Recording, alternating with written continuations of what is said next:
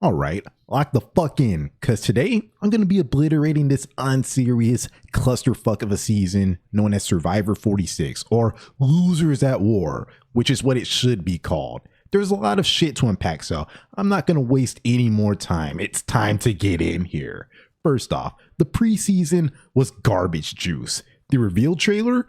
Fucking ridiculous, redorculous, more redonkulous than Total Drama, the redonkulous race. They barely used any on-island shots, barely showed any action. It was just a bunch of casting type of videos like it's still COVID times. Get your Zoom meetings, social distancing looking ass off my screen, man. Now we actually get to the show and the title of the first episode says, "This is where the legends are made." More like, this is where the losers are made. The whole season is a fucking joke. There's a lot of cringe, but hands down, the worst part of the season was the first 4 episodes where the Yanu tribe got bitched by the other tribes. They just lined up to take an ass beating every episode with little to no resistance. Tiff even literally said that she was happy that they lost the first challenge, which is so on brand for that tribe.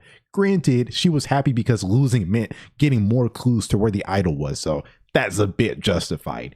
Anyways, starting with Jelinsky.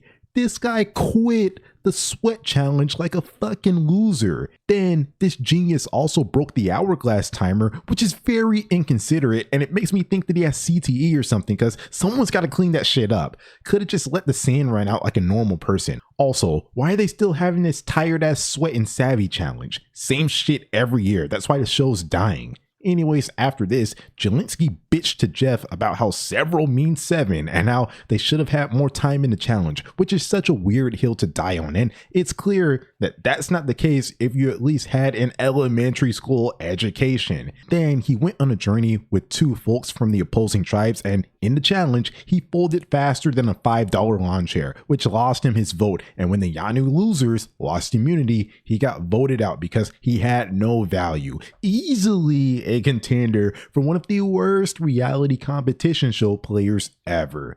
In the next episode, the other tribe roasted Jelinsky and Yanu's ass, and rightfully so, saying stuff like, last name, first out. I guess there were several reasons why you voted him out, and how was the food? Because they didn't have any fire because these losers got swept in the challenges. Anyways, then we get to the second vote out, Jess, where not only were the Yanu tribe losers, obviously, but the fan base were also losers as well because they bitched up when their sympathy story, sob story of the season, got her ass voted out.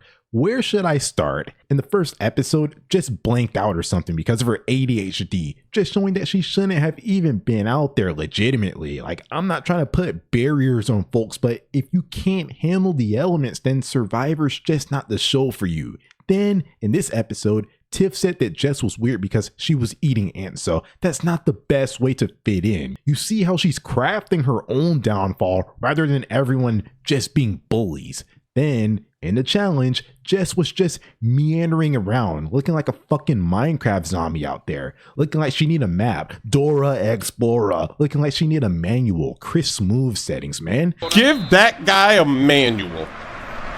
What are you doing? She was barely pushing the wagon, walking around, dropping blocks like she never held one before, so Bhanu yelled at her, which pissed off a lot of Jess stands, but it was justified. Folks complained about how she was in the middle of the puzzle as the smallest one when she wasn't even placed in the middle on every attempt. You're just cherry picking like a garbage ass 2K player. Plus, she only held up 1 block with 2 hands, which is selfish as shit. Talking about they set her up to fail and Bhanu was mean to her. Give me a break. You'd get mad too if you were in a game for 1,000,000 big ones and your teammate was walking slower than Sam Fisher in Splinter Cell games and was less help than Sonic in Super Smash Bros. Brawl Subspace Emissary, man. She was easily the reason why Yanu lost the challenge, so of course they're gonna vote her ass out. Then, check this. Tiff Kenzie and Q made a fake idol for Jess because they didn't want her to play her shot in the dark, and it was like a whole thing where they planted it and this dingle-dong couldn't even find it herself. They had to literally hand it to her, and in the end their plan worked as they voted her out. But going back to what I just said about the fake idol, the crazy Jess stans bitched up and were crying about them making a fake idol and embarrassing her and saying that it's cruel and they crossed the line, trying to sound like Aiden Pierce from Watch Dogs looking ass. They crossed a line, and for that, I will make them pay. But yeah, they were saying that there's no reason for them to make a fake idol when if you actually watch the show with your eyes instead of your dick, then you will see that they literally told you, they fucking told you that they gave her the fake idol so she wouldn't play her shot in the dark. Like, what are you not understanding? They fucking told you. A shot in the dark has a 1 in 6 chance to work. A fake idol has a 0% chance to work. You have absolutely no right to act like they didn't tell you exactly what was going down, and you have no right to act like it doesn't make sense. Hypothetically, they could have gone without it, but then they risk a 1 in 6 chance when they could have had a 0% chance. And it just makes no fucking sense for one of the most losingest tribes in the show's history to make that dumb of a play. Then this sparked this whole debate about Asian women getting voted out so early and making up excuses about how Jess had ADHD and she didn't have her medicine or whatever the fuck. Like, it's so ridiculous. Motherfuckers were acting like they just saw a lynching take place. Listen up, weirdo. Whatever, weirdo. Jess ain't gonna let you hit. Get out of your mom's basement for once in a while and experience real life. Talk to a woman in real life instead of all this simping through a screen you got going on. Plus, like I already said, if you can't handle the elements, then you shouldn't be on Survivor. Like, it's not on the other players to play differently or dumb themselves down to make an even playing field. Like, no. At the end of the day, Jess was a liability, a horrible Survivor player that literally had to be taught how to play the game. Like, she needed pushing from Tiff to look for an idol when she was on the bottom of the tribe. She was ass at the game and rightfully got voted out. And I know for damn sure that you wouldn't be kissing all this ass if a man were in this position. Dumbass fan base never sees themselves in a man, never coddles men, so you can cry all you want about it. I know I won't because she was a non-factor on the show. Next, the Bhanu vote. This shit stretched out over 2 episodes because, surprise, surprise, Yanu lost a fucking again. Just a bunch of losers, but they didn't go to tribal because Randen got medevaced from the game. In the next episode, named Wacky's Win or whatever the fuck, they won a reward challenge. Find a fucking Lee. But you know for damn sure they got their ass kicked in immunity. So in the end, it just ends up being this cringy 2-episode arc of a grown-ass man, Bhanu, crying and begging people to tell him how to play Survivor. This guy literally ruined everyone's game because he almost fucked up the Jelinsky and Jess blindsides, and he told the other tribes that Kenzie's running shit and Q and Tiff are close. Also, he lost his vote in a challenge, which is so on brand for this tribe. So he had nothing to give. There was just 2 long episodes of this until he finally got his ass voted out, but they didn't even vote. They just let him get a special sentimental exit like he's legendary. They even edited him like he's legendary. I don't have time to look this shit up, but apparently in 4 episodes, this guy got more or the same amount of confessionals as Parvati in Micronesia, the literal winner of the season. What the fuck? I know they have longer episodes, but why is a 4th boot getting so much screen time? The Bhanu story just lasted way too long and really dragged this season down for sure. Next episode, the Yanu losers finally won an immunity challenge. Find a fucking Lee. For the first time in forever. And of course, they had like a slow motion shot and like they were celebrating on the ground like they were Jordan in '96. Hold up.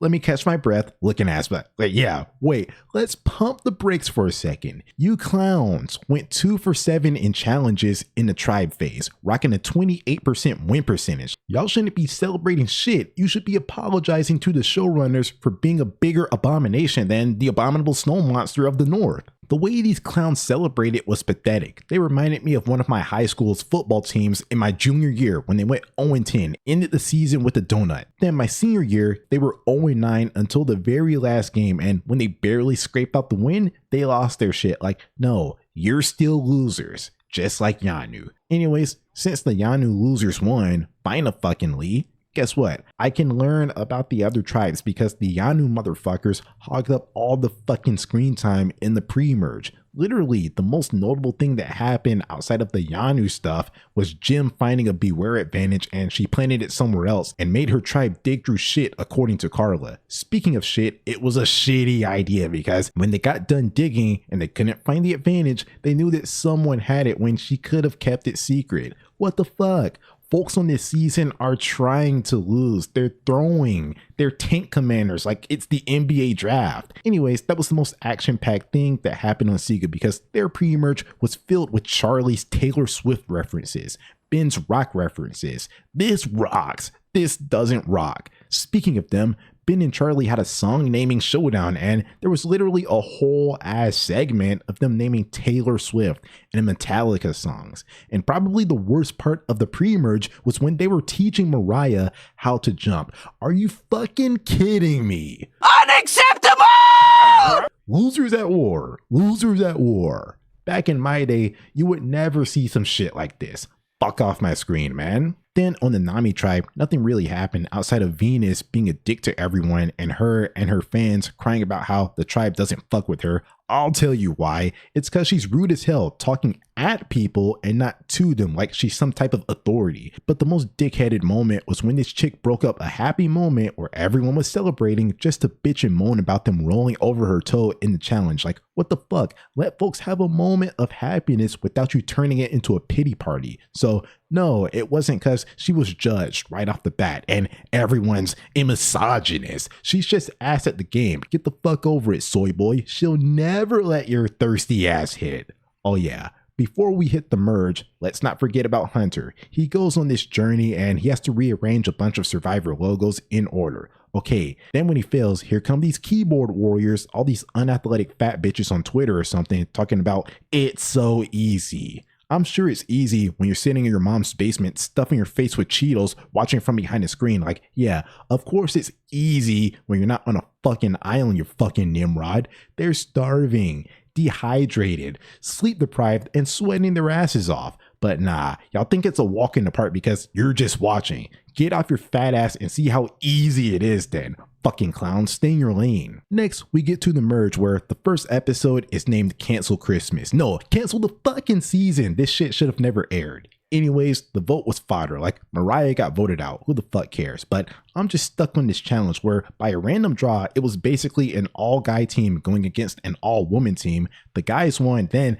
after this, Venus just couldn't take her loss. She just had to put this stupid-ass girl boss spin on it. Like, at least they kept it close. Sound like a fucking loser. In battle, there's no such thing as keeping it close. You either win or you lose, and you fucking lost, so get over it. But not only that, when she was a prime target to get voted out and she should have been defending her ass against Moriah, her sexist ass wanted Charlie out because he's the only man left that could be voted for. What the actual fuck? Stop casting people like this. Nobody's here for these bullshit agendas. Just play the fucking game without trying to turn everything to some weird ass gender politics shit. Anyways, in the next episode, you know they couldn't go an episode without losing because these motherfuckers couldn't even play the alphabet game right. Also, this Journey 6 alliance that they made in the pre-merge voted out one of their own in Tim. Worst alliance ever. Just fucking losers. But the most egregious thing was how in the second vote in this episode,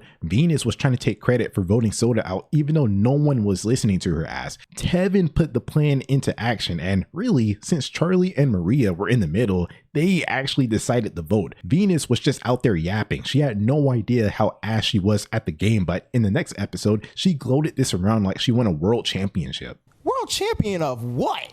Then in the next episode, Q was going around advertising this Q skirt, which was just a jacket around his waist, like anyone's going to be impressed by that shit. It looks like the jacket that Greg wore in Roderick Rules to cover his ass. Anyways, then they played hide and seek.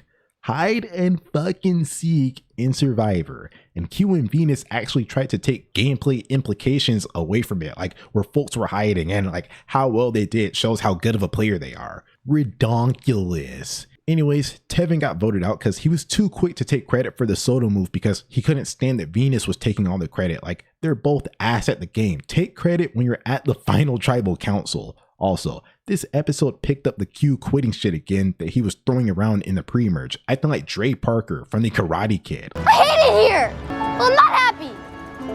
I hate it here. I want to go home. Like, I can't take any more of this quitting shit, especially after Survivor 45. Get your head in the game like Troy Bolton or get the fuck out. Then the next episode kicks off 4 straight episodes of pure, unadulterated dumbassery, where 4 straight players proceeded to get their ass voted out with idols in their pockets. Starting with Hunter, they just blindsided the fuck out of you with the Tevin shit and you still trusted them like everything's sweet. The Venus fans were mad bitter for hating the fuck out of this guy for no reason, and it happened like all season. Like, that was just out of pocket. They're sexist as fuck, but here, there's no defense. Like, you gotta take your L. Play the idol. Next episode, when Q picked Kenzie, Tiff, and Moriah to go with him on a reward that he won, Liz, this grown-ass woman, had an unhinged meltdown like it's Diary of a Wimpy Kid. The meltdown. Like when Jeff Kinney wrote that book, he prophesized this moment. She cried about how she hasn't eaten shit, which is no one's fault but her own. She signed up to go on a wilderness survival show. And it just kept on going on for the whole episode, talking about this damn bourbon burger. And she thinks that because she has a connection to Applebee's, that means that she was entitled to go. Apparently, Tiff offered her spot to Liz, but Q said no, which folks said that he was a villain for, but it's his reward. This is his time to strategize with the folks that he wants to strategize with. Like, what the fuck are you talking about? If you wanted Applebee's, then you should have won the reward. But obviously, she wasn't focused on winning the challenge. She was trying to memorize that dramatic ass speech from when she eventually lost. But this didn't even matter that much because after this episode aired, like a day after, Liz got invited to Applebee's or Chili's or whatever the fuck to get a free meal. Like, what the fuck? Why does she get to be a hero for that? Anyways, going with the theme of getting coddled, at the immunity challenge, after one of the previous immunity challenges where they didn't have enough folks step out to get rice, Jeff offered a personal portion of rice for anyone that wants to step out, which was clearly for Liz. Like, that's some Make-A-Wish shit. Like, what type of lessons are you teaching to the kids at home with this? Then for the vote, like I said, Tiff got voted out with an idol, but the best part of this was how in the previous episode, Kenzie was talking about wanting to get Tiff out just to get left out of the vote when she eventually got voted out. Like, I'm gonna go in on this stuff soon. Next episode, for reward, Moriah picked Ben, then had Q and Liz rock, paper, scissors it out for the last spot. And the funniest shit ever was when Liz lost. Like, I know she was steaming, looking like regular show Benson up in there, especially after how she bitched about how she wasn't getting nothing to eat in the last episode. Savage move by Moriah. Don't cave in to this Make-A-Wish shit. Crazy thing is, Venus said she'll respect any decision that Moriah makes or whatever the fuck. Then the losers got back to camp bitching about her decision, and that's the main reason why Q and Moriah got voted out in the following episodes because of this shit. Like, these folks are so unserious. Anyways, Venus found an idol, then led on the possibility that she had one, which made Charlie get the votes on her. And at Tribal, instead of worrying about her safety, she was too busy arguing with Q about how she was in the last few votes and he wasn't. Always focused on the wrong shit, always trying to one up someone. Toxic as hell. Glad she got her ass voted out here. Finally. These creatures come from gutters and pit, and we fight back and they eat shit. She lasted way too long, and it wasn't because of any exceptional gameplay. It's because she was useless. She was a nothing player, and I couldn't stand her all season because of her victim mentality. Even though she was a dick to everyone, and the fans got behind this shit for some reason, when if a man were acting like this, they would not be saying he's iconic. Sexist ass fan base. They always pick a sympathy story underdog woman to latch on to every year. This time it was Jess and Venus. You don't need to manufacture that shit. Just let the game speak for itself. I hate how as of late, especially in the new era, Survivor caters towards these folks, and as a result, it makes the show worse. If this is your world, then it's a world that I don't want any part of. Anyways, then in the next episode, Q found an idol, but he got his ass voted out because he didn't play it. It's just not even funny anymore. Like, it's lost its charm. Didn't play the idol, even though he didn't get taken on a reward in this episode. And based on the edit, that Ben, Charlie, Kenzie, and Liz group seemed to be clicking up, but whatever. Then we get to the final 5 episode, the culmination. This is what the season has been building up to. The episode is named friends going to war, more like losers going to war. Out of this final 5, there was only 1, maybe 2 decent winners, but after how this episode played out, like, what the actual fuck? That's all I gotta say. Anyways, Moriah lost the immunity challenge because Liz cheated her ass off and went over to Kenzie's challenge and helped her with it and shit. In South Pacific, they didn't let this shit slide, so why is it acceptable now? It just goes to show that Survivor went soft and the new era is weak as shit. Survivor light. Anyways, they got Moriah out of there. Then at the final 4, Ben won the challenge but chose Charlie to go to the end with him and made Liz and Kenzie make fire to earn the 3rd spot, which is funny because of how Liz took one for the team in the last challenge, sacrificed immunity just to get put into the fire making challenge in the next round. All of that for nothing, looking like a fucking clown. Go apply to a clown college so you can make money off your craft. A clown? He's a clown? Also, the Kenzie and Ben relationship that they were trying to hype up didn't even matter because Ben took Charlie. Anyways, Kenzie won, and now it's time for the final tribal council, which is one of the worst officiated final tribals ever, like worse than Scott Foster officiated NBA games, and it was mainly because of Tiff. She started out saying no Taylor Swift and rock references, which they definitely weren't needed, thank you, but she was clearly only gonna vote for Kenzie, so they're already coming in with that bias shit. Then she argued with Q over this vote. I don't know what the fuck they were arguing about, but it was because Q was trying to make Kenzie look bad or something. Then there was this question that Soda asked, and she said that they only get 30 seconds to explain why they're right or wrong, and Tiff was the timer, and she was cutting folks off in the middle of their answers when the question was so complex that couldn't just be answered in 30 seconds. Who the fuck came up with the 30-second timer? So fucking stupid. And that's not all, because Q voted for Kenzie based on how she was going to use the money, which meant that the whole game that they played meant absolutely nothing. So why are they even out there?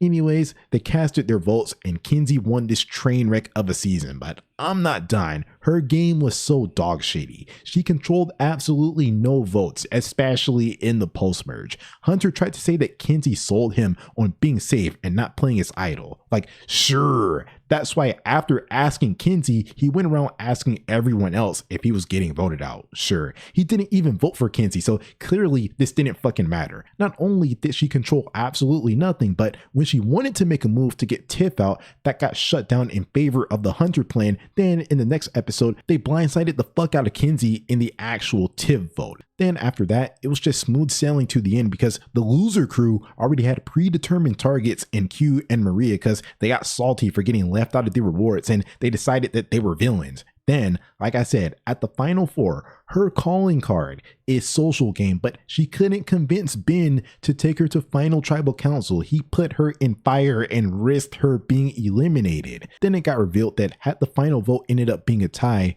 Ben was going to vote for Charlie, so this Kenzie and Ben shit meant nothing. So why were they taking up segments just to show this shit? Then speaking of reasons why it wasn't a tie, it's cause Moriah got salty that Charlie outlasted her. So the game winning vote wasn't even won by Kenzie, it was lost because of Charlie, and it's not like he did anything egregious to lose Moriah's vote. She just voted like an idiot, like she had CTE or something. And the jury voting all around was garbage. Like Tiff had Kenzie pom-poms on, clearly just there to be a Kenzie stan, which is very embarrassing for a grown-ass woman. Then there was Venus, just wanting to vote for a woman. Like I said, stop casting folks like that. Then Q voted for Kenzie because of what she was going to use the money for. Like, what the fuck? And it's good that I see her being ranked low because her game is ass cheeks. Like, she's easily the worst new era winner. I would even take Marianne over her because at least she got someone out, like at the bare minimum.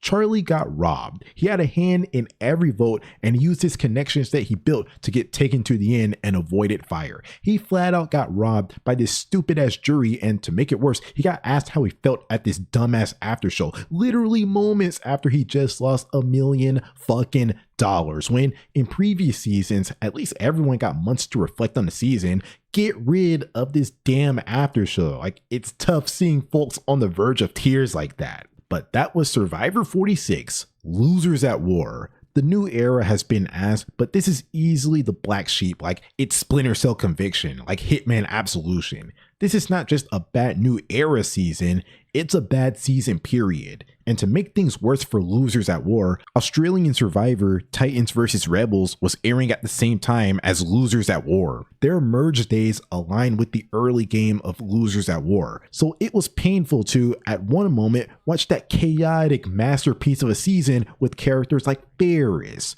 Raymond, Alex, Kirby, Kitty, Caroline, and more, then go back to this witch version of Survivor, watching people talk about Taylor Swift all the time and seeing someone learn how to jump. Australian Survivor fucking sweeps US Survivor, and it's not even close. That's the premier version of Survivor that deserves to get pushed more than the United States toddler version of it. Even the UK season of 2023 was much better because even though they were new and had to learn the game as the season went along, at least they weren't as pathetic as Bhanu, and it actually turned out to be a solid season. Like, I would say that season confidently sweeps Losers at War.